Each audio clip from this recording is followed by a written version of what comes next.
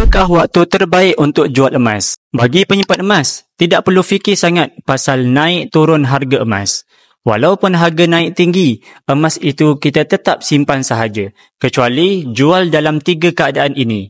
Iaitu, yang pertama, telah capai matlamat simpanan seperti simpanan untuk menunaikan haji. Apabila tiba waktu untuk pergi haji, jual sahaja emas itu. Begitu juga bagi mereka yang simpan emas untuk pendidikan anak-anak. Apabila sampai masa anak masuk ke universiti, jual sahaja emas itu. Kedua, ada peluang untuk tukarkan emas kepada aset lain yang boleh menjana keuntungan yang lebih baik. Seperti peluang membeli hartanah di bawah harga pasaran, membina homestay di tempat strategik, atau untuk dijadikan modal pusingan bisnes yang menguntungkan. Ketiga, ada hal kecemasan, iaitu apabila duit simpanan kecemasan berjumlah 3 hingga 6 bulan pendapatan sudah pun habis.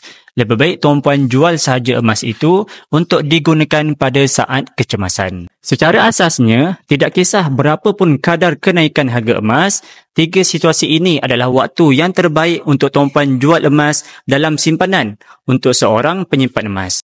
Selain menjual emas itu, kita juga mempunyai pilihan untuk pajak dan dapatkan pinjaman sahaja.